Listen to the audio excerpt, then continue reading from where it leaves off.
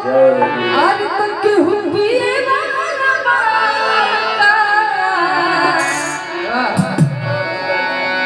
नशे में कौन नहीं है मुझको बता दो जरा।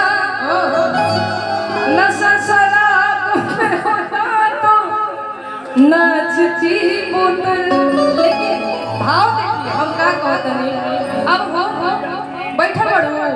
आवाज कैसे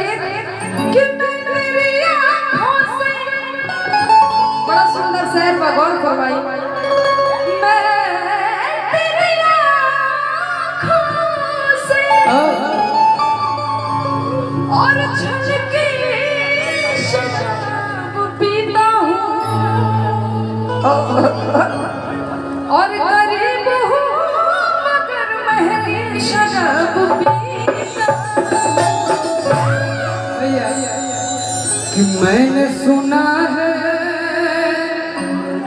शिवानी कि मैंने सुना है मैं खाने का रंग बदलने वाला है। राजन भैया कि बोतल खोल के सामने रखना बोतल खोल के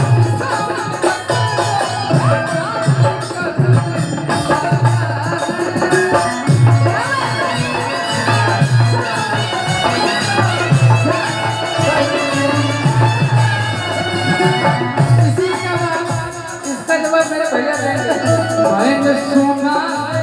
मैं खाने का रंग बदलने वाला है।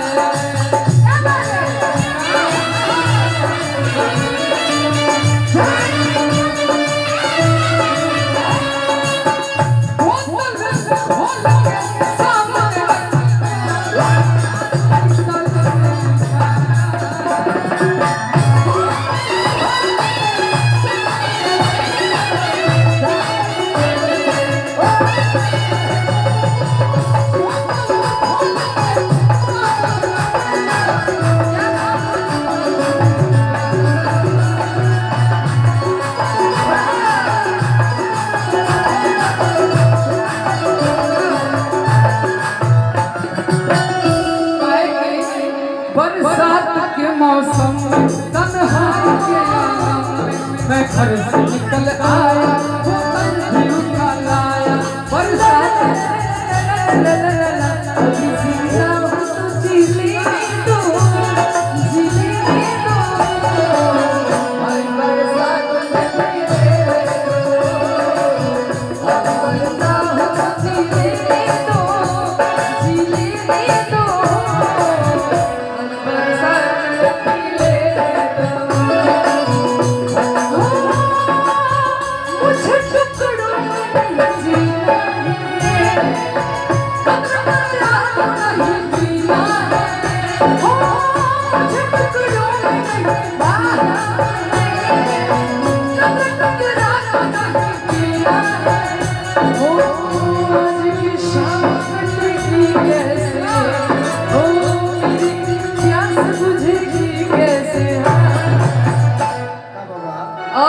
सारा मैं खाने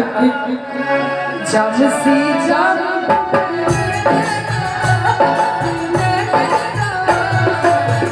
हरी बरसात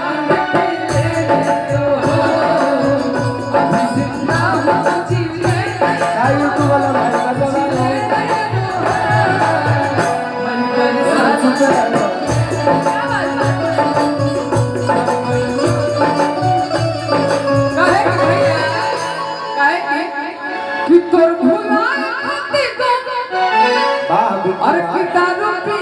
ले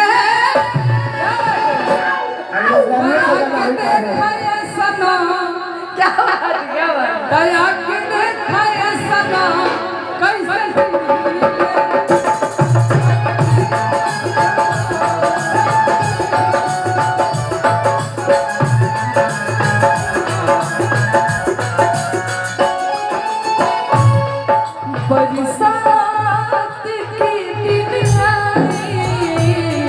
मुलाकात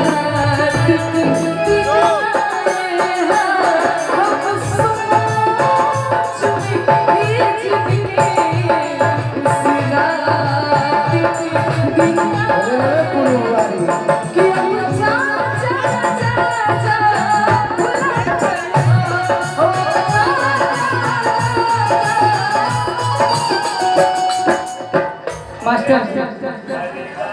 कि तोहरा से साथ जब छूटी सुना सुना का कहती है सुना चलो भाई कि हमने भी कहा कि तू कहा तुझे तोहसे बहुत प्यार करेला इनको आप करिए तू कहा तुझे तोहसे बहुत प्यार करेला जैसे आप इनको करें अरे बतिया पूछिए ना भाव के पूछो खुद जाना बन गई है बहुत मजा होता हमारा बहुत मजा होता तुम्हारे हर जगह भैया मजा आप कहिए ना मार दो मार दो मार दो मार दो अरे गाइए ना कोई दिक्कत नहीं बोल दी शेरवाली मैया की हो तोहरा से साथ जब छूटी दुनिया का तोहरा से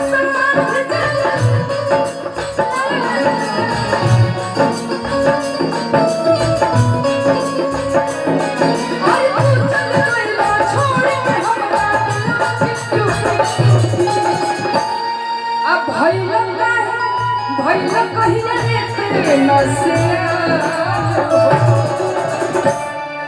आ छोड़ के तू चली गई